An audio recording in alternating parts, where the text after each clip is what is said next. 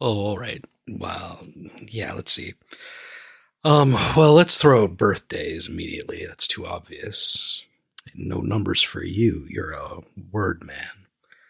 All right, let's go deeper. What kind of man are you? Well, you're weak, spineless, man of temptations, but what tempts you? You're a portly fellow, a bit long in the waistband. So, what's your pleasure? Is it salty snacks you crave? No. Yours is a sweet tooth. Oh, you may stray, but you'll always return to your dark master, the cocoa bean.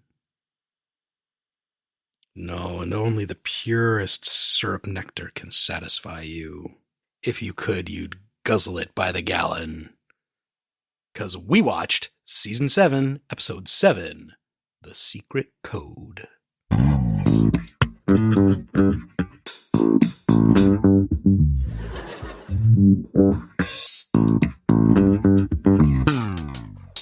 Well, thanks very much. We're seeing a couple of different actors, and we'll be in touch.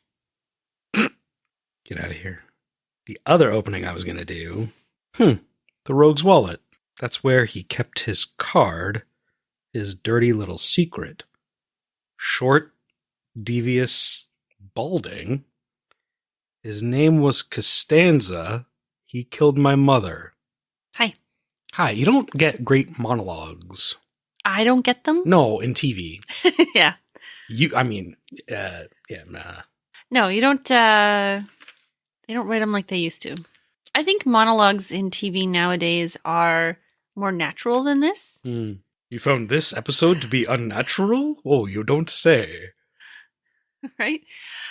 And like Elaine's inner monologue when she came up with the Himalayan walking shoe thing, it's supposed to be melodramatic and silly.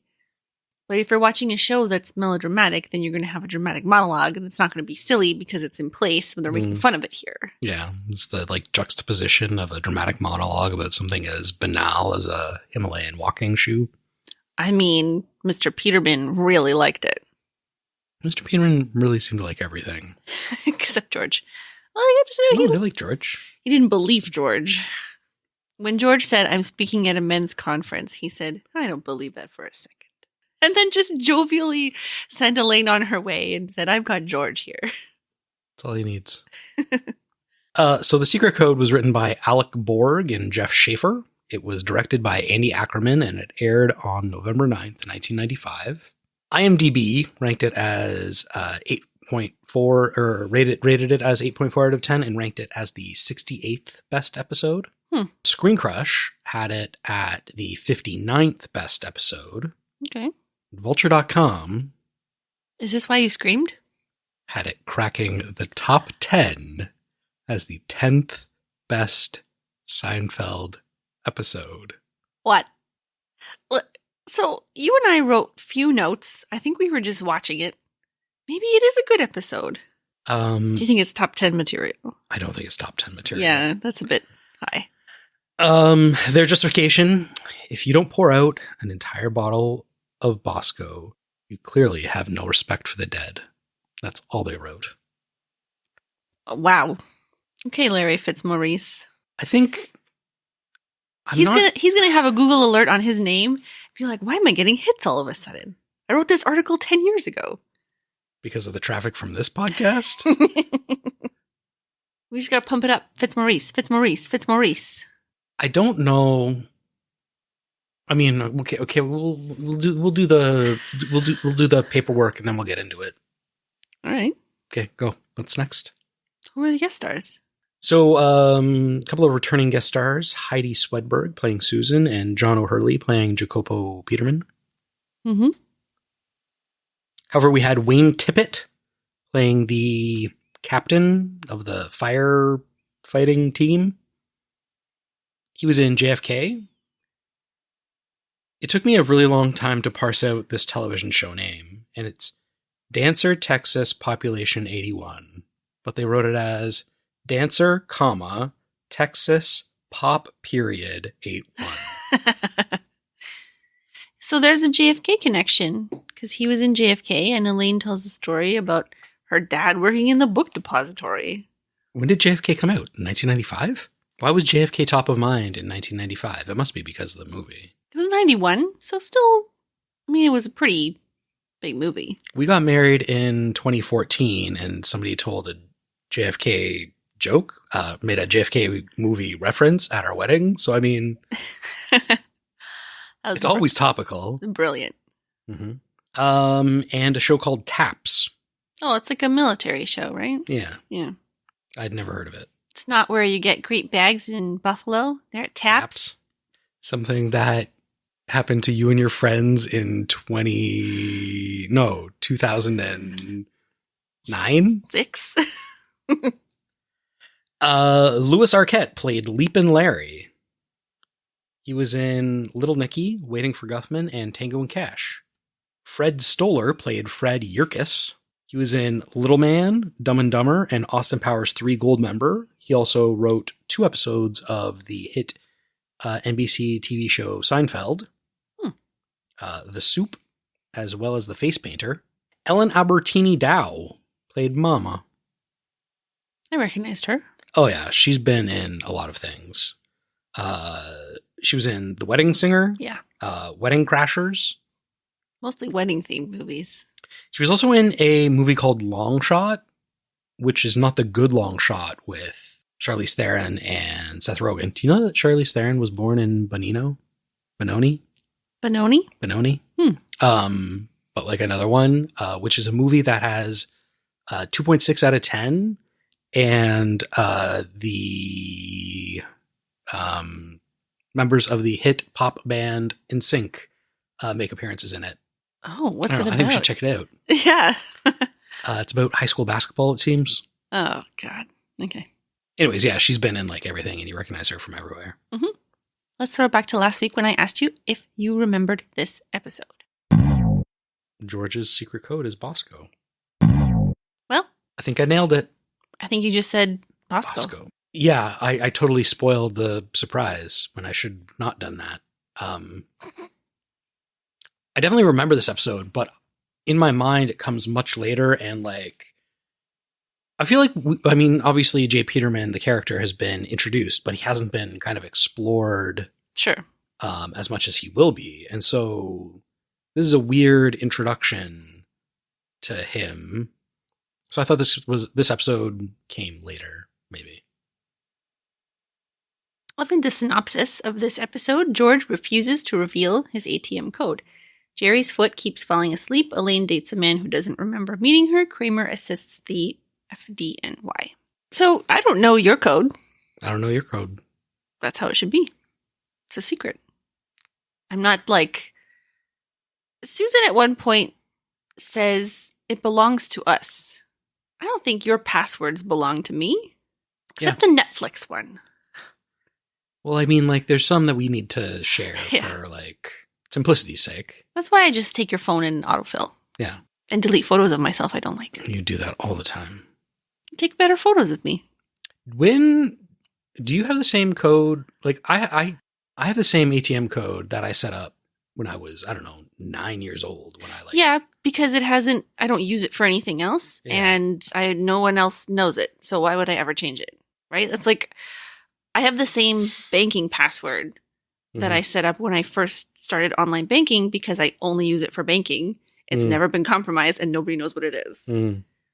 So I'm so glad that the bank's like, well, you've had this password for 25 years. You have to change it. Supposedly the reason that ATM codes are 4 digits is the guy that was like inventing the idea of it asked his wife how many numbers she thought she could remember, and she said 4. And so he was like, all right, it'll be 4 digits long. Well, I'm sure everyone can remember 7 digits because everyone should know their own phone number. I still remember people's phone numbers from grade school, but I couldn't tell you anybody's aside from yours and mine that I know today. Oh, now, yeah. Yeah. I mean, everything's just in your phone. But their passwords, their secret codes are 5 digits. Yeah. So that's different. Because it's they're using words. I didn't really understand that. Well, they're typing it out on the keypad. On the keypad? Yeah. Using T9 typing? No, not T9. Remember T9 typing? Anyways. I bet you get me a Motorola Razr and I could text you at quite a clip in T9. You've heard the joke about, like, I made an escape room for my teenage kids by giving them a cell phone, writing a note in cursive. A VCR. Yeah. I'll use. I showed our kid that clip of Take Part. Mm. Do you remember Take Part? Take Part. And I'm gonna cut it in here, the audio. I was like, hey, come here. Do you want to see what kids' shows used to look like? And she sat there agog. She was like, what was that? Well, that wasn't a high production kids show if you showed her the Muppet Show. Okay, but it was very much in the Sharon Lois and Bram. Yeah, for sure. But that's kind of in line with like the Wiggles. Yeah. And the Wiggles is way better than that. Mm. I don't know. It was scary. There's the guy with the big ears, the vampire advancing on the camera with the big ears. It's terrifying. Okay, sure. Call your mother, bring a sister or a brother. Jump, jog, skip or run, come take part in the fun. Send a message to your cousin, bring your kinfolk by the dozens. On and on through snow or sun, come take part in the fun. Take part! And if your family starts to wonder what the fuss is all about. Okay. What the is this all about? Yeah, what were we talking about before you brought up Take Part? 5-digit codes. T9. Escape Oh, rooms. yeah, there was a Taskmaster task where the cast was given old school cell phones and they had to send a text, and that was the entire task. First person to, it was a live task. First person to do it. Yes, I remember that. Did an old person get it first? I don't think so. You know what? They're probably too old. Like, people our age could do it. Mm. Right? Like, I don't think our parents' generation could text very well with T9. And I don't think the younger generation can do it now. Probably with not. a sweet spot. The sweet spot where technology existed, but it really sucked. Yeah. Hey, it made us who we are. Anyway, let's talk about this episode. Stand-up starts with Jerry talking about people waiting at an ATM for their cash, like chickens waiting for pellets. Yeah. Has he already done like the stand-up he talks about, like the weird gap you leave at the ATM? Like behind the person who's there? Yeah. I don't think so, but I support the gap. Yeah, I feel it. You got to stand, if you're in like the vestibule, right? Yeah. The ATM in the bank, but not in the bank. You have to stand fully with your back against the opposite wall. As far back as possible? Oh, yeah. Unless somebody else comes in and then you shuffle forward and they stand behind you. And then like if more people come in, you're just shuffling closer and closer to the person at the ATM. But hopefully they would finish their business by then. Mm. You don't like sidle up behind somebody when there's space. No, but it's like an odd amount of space that you're giving. No, you're hanging way back there. Fine. But if someone else comes in, you have to assert, I'm not just waiting here. I'm moving into the space. Mm. And you go behind me. Mm-hmm. When was the last time you had to wait to take money out? When was the last time you took money out of a bank machine? It's been a minute. When I was traveling one time, I left my ATM card in an ATM. Doesn't it beep at you? I think it was opposite. So like, you know how here your card gets returned, you take that and then you get your money? This one was you get your money. So I got the money and just like walked away. Yeah. Did you get it back? I got my dad to impersonate me to call the bank to request one to be mailed to my house in Canada. And then he mailed it to me for where I was in Thailand. Oh my God. I think that's what happened. It was a while ago. Anyways. My parents mailed me a bank card or a credit card when I was in Germany. Why did they do that? Did I run out of money? I might have run out of money. And then they just like mailed me a credit card. How long were you there for? 2 months. When you enter the country, don't you have to prove that you have enough money to not steal a job from a good German? No, because I had an enrollment letter for a university. Oh. You were sneaking in. Then I had their credit card. I could have just stayed. Mm-hmm. Stayed long enough to get EU citizenship. Now I have to get it through Poland. ancestry. Yeah. Unless you want to fight in a war. Anyways, So George is complaining to Jerry at the cafe about Susan wanting his code. And Jerry said, "What's the big deal? You're going to marry this woman, probably." just has zero faith in George actually following through with this. Oh, yes.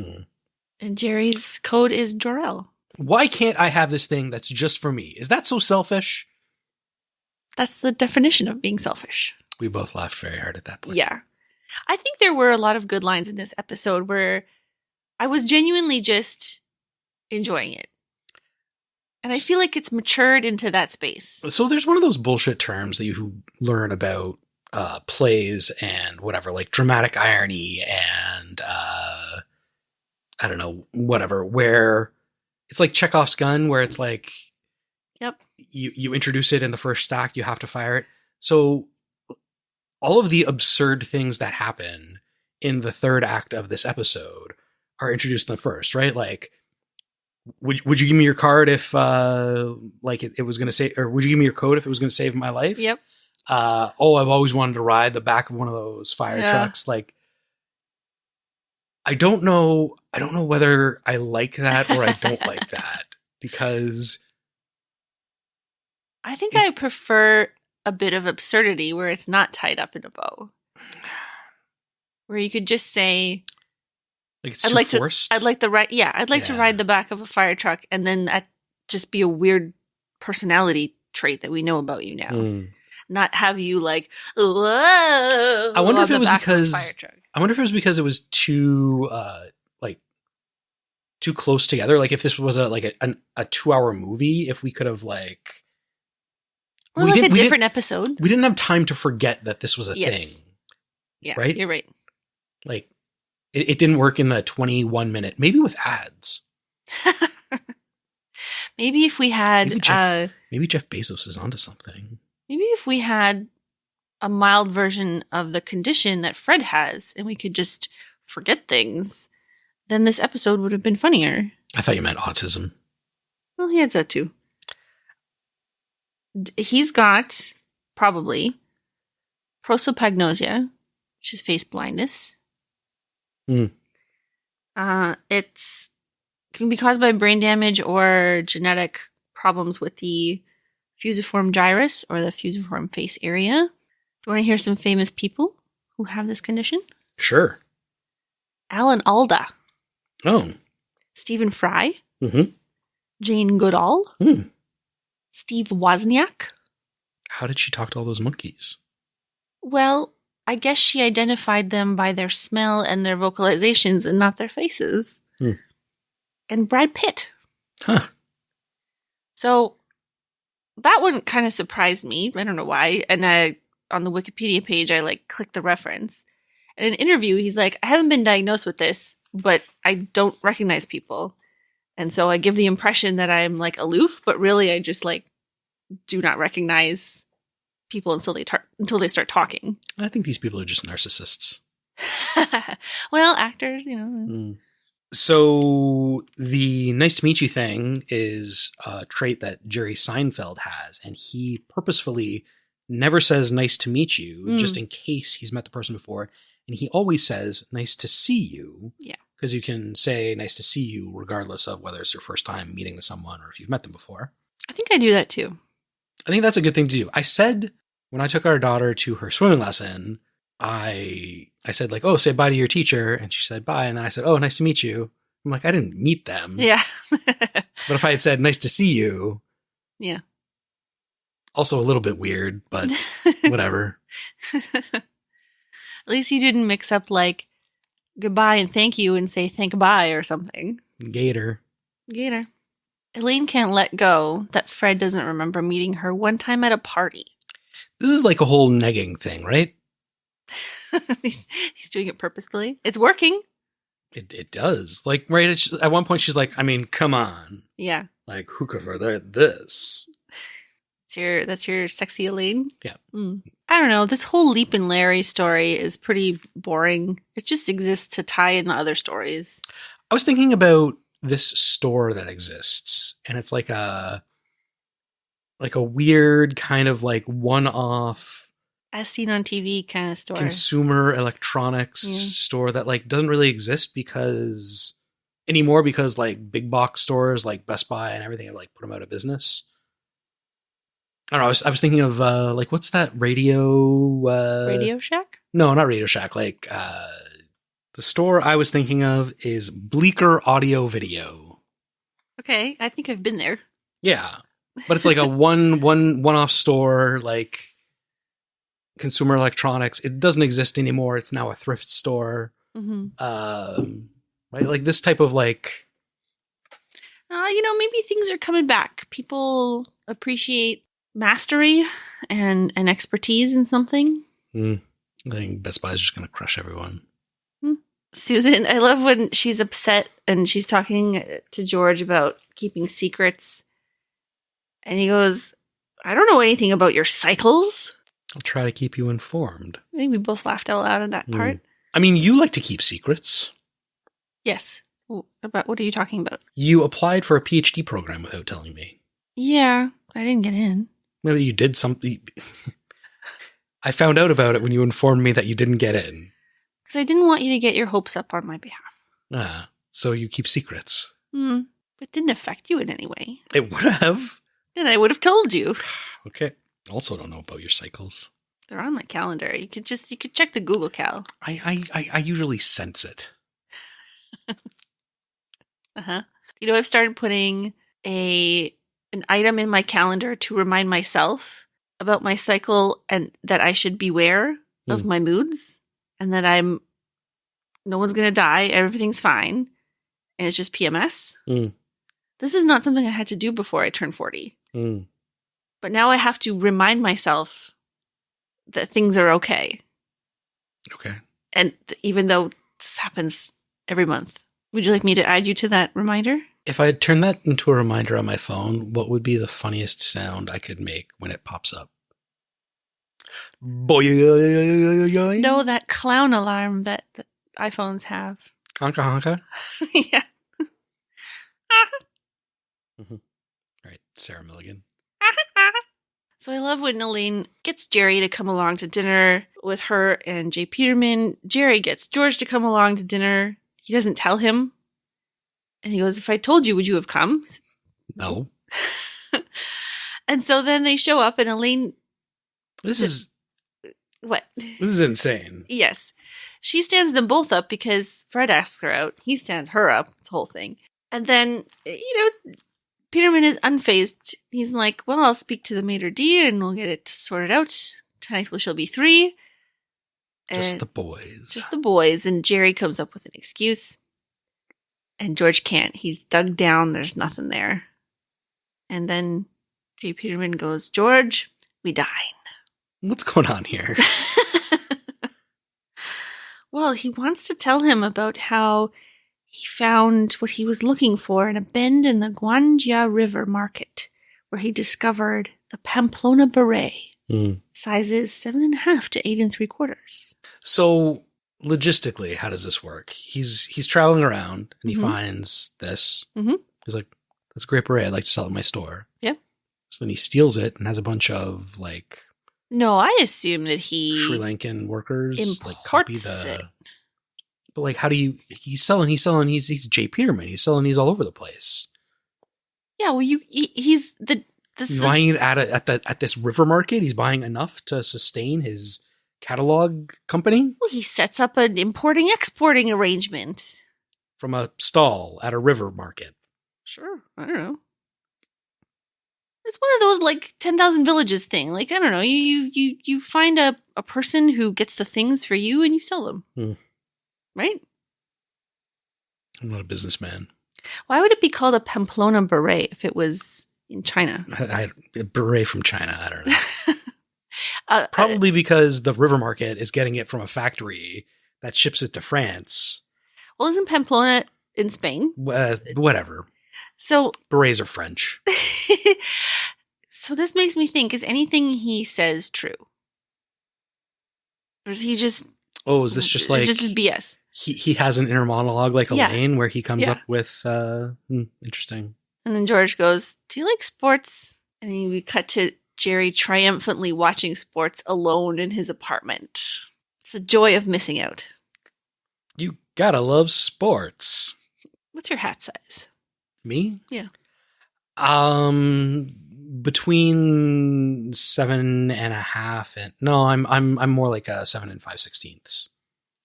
God. Okay. Yeah, I got a big melon. I didn't hear that he said berets the first time. I looked it up later in the script. That's why I was like, I thought it was shoes. 7.5 to 8 3/4. Such a narrow range of shoe sizes. 8 3/4 is huge. Yeah? Yeah. Like if you were to go into like to get a ball cap and you walked into Lids? Like the biggest they would have would probably be 7 3/4. Wow.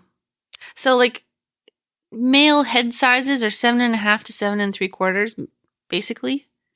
Oh no, like you can get smaller than that. You can get like 7 1/4 or something like that. But it's like between 7 and 8. These are inches, right? Yeah. Around? No. Or across? Yeah. Oh. What's it around? Across? Around? What's the measurement? This way? Like this way? This way? What are we measuring here? I don't know anymore. It's got to be diameter, right? I don't know. It can't be circumference. No, it can't be circumference. Diameter makes a lot of sense. It's got to be diameter. Radius? Oh, radius? No, it's not. I don't have a 14-inch head. You're like, what's an inch? Like this? I don't know. So, your hand is probably just shy of 8 inches, like from pinky to thumb if you outstretch it. Mm-hmm. So, like, imagine that on top of a head. That makes sense. Right? Is this the width of my head? I wish this was a video podcast. Just make the shaka and hold it up to your eyes. And that's about the size of your head, right? What's this, sorry? Shaka. What's a shaka? It's the surfer shaka. What does shaka mean? I don't know. It's probably Hawaiian. Oh. You're saying it, you don't know what it means? It means this hand sign. That's what it means. I didn't know you surfed. You gotta throw. It's a jujitsu thing. Sorry. It's not a surfing thing. It's probably appropriated from a surfing thing. When you get your picture in a jujitsu context, you can either throw up the fist or you can throw up the shaka. Those are the rules. Oh, okay. Or you can like hold your belt. I have one photo of me. What are the rules from Muay Thai?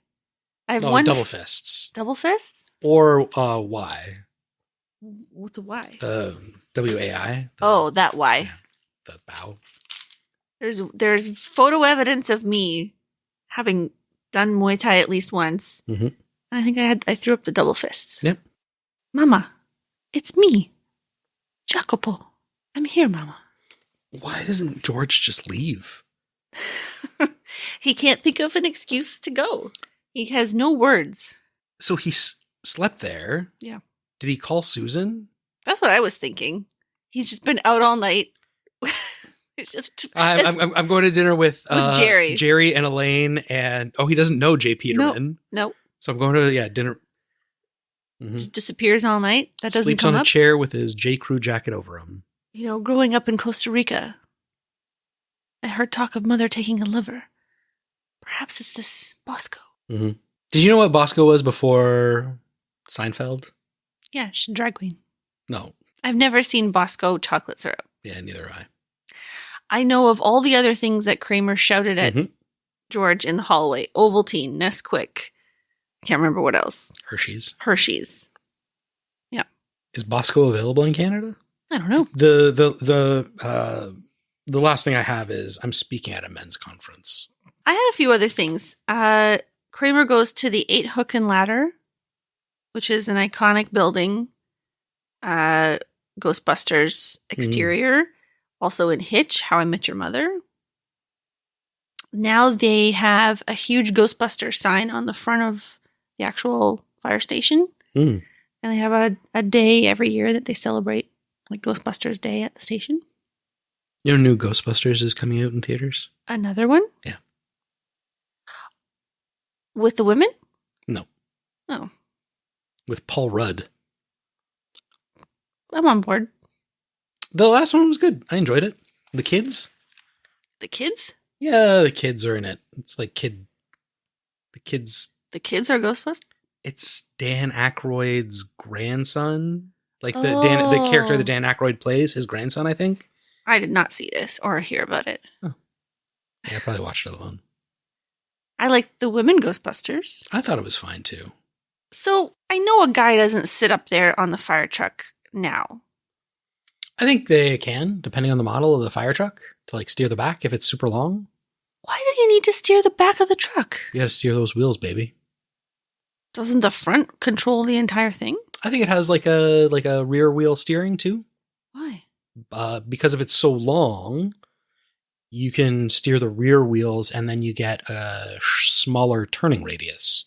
Oh, this I did not know. I watched a YouTube video, which it was, I don't know, probably about 50 minutes long, and it showed a whole bunch of different turning radiuses based off the ways the back could move. You have a very interesting social life. Yeah. I also had a question. Why didn't Jacopo use his own ATM card to free the man? Where's his rogue's wallet? Why not? Yeah. Yeah, that's all. Next episode is the pool guy. Yeah, Jerry at the health club, the pool guy tries to befriend him and Jerry doesn't want anything to do with him. Do you kind of feel like Jerry Seinfeld is just showing up now?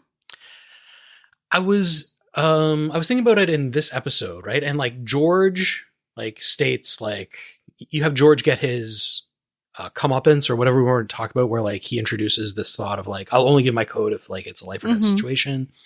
Kramer, oh, I'd love to drive the back of a fire truck. He ends up on the back of a fire truck. What's Jerry's gun? Being in a Leaping Larry commercial, but now he won't because it's burned down? I don't know. He's just there. He's just the sun around which all these interesting planets orbit. The one thing that I did kind of think of is he has a line. With a name like Leaping Larry, you think he had more of a sense of humor about it. Yeah. Whereas in the previous scene, Leaping Larry praises him for not taking cheap shots. Is that a cheap shot that he took at Leaping Larry? Limping around the store? No, the saying of like, oh, you'd think you have more of a sense of humor about it. It's kind of making a joke at Larry's expense. Yeah. I don't know. That's a stretch, I'll admit. I mean, if you have one leg, it is pretty funny. I mean, not just having one leg is funny, but calling yourself Leaping Larry. Hot take, finding amputees hilarious. Right? Like, was he always Leaping Larry? I think he was always Leaping Larry. Okay. Yeah. He continued to call himself even after the boating accident. We just watched something last night with someone with one leg. We did? Beekeeper. Who had one leg? That South African guy. Oh, yeah, that South African guy. Man, that movie was funny. And we've come full circle to Benoni. Benoni. I have corrections. Mm-hmm. So last episode was the Soup Nazi. Mm-hmm. I decided to test YouTube's content moderation. Mm-hmm. So I uploaded the audio without any editing because we say the word Nazi in the first 10 seconds. And it was fine. Were we demonetized? I'd like to be monetized to have the opportunity to be demonetized. We'll probably have to stop talking about Nazis then. And so I looked this up, but we also heard from loyal listener Alex that the bit about the tip money on the table was Dick from Third Rock from the Sun. Mm-hmm. John Lithgow. But it also happened on Cheers. I'm John Lithgow. The way that you impersonate John Lithgow is you turn your mouth into an O sound, and then you sound like John Lithgow. So I decided to do a word count because we said how many times we're going to say schmoopy in this episode. That's one for this one. We said schmoopy 14 times. Not as much as I think at the start you think you're going to say it a lot more, and then we probably didn't as much as we thought we would. I had to go and edit the subtitles because the service didn't understand the word schmoopy. So very often it would change it to a movie or something. Okay. So I went in and I schmoopied all the schmoopies. Mm-hmm. And it's like 5 by now in this episode. And there are 14. We said Nazi 27 times. Mm-hmm. Yeah, I buy that. We said Larry 29 times. Oh, okay. We said the word plinth 8 times. How many times do you think we said soup? 64. Higher. More? 70? 80? Higher. Did we break 100? 83 times. Oh, wow. That's all. Okay. Yeah, just to be clear, I never said that the drawer style microwaves were bad. I said they weren't worth $15,000, $2,000, let alone $15,000. You got the video pitch, Mm-hmm. and I went back and listened to my exact wording, and I think I admit that like they work fine. I just don't think they're worth the money. Nobody argued that they don't work. Are they worth the money? I don't think so. Okay. Did you send a response video of you putting soup in the microwave? I did. Not soup. Something else probably. Okay. Bye. Bye. Believe it or not, this is our podcast. Please subscribe at the end. If you subscribed, we would be happy. Please subscribe to us. Believe it or not, it's our podcast. Is that a Seinfeld reference?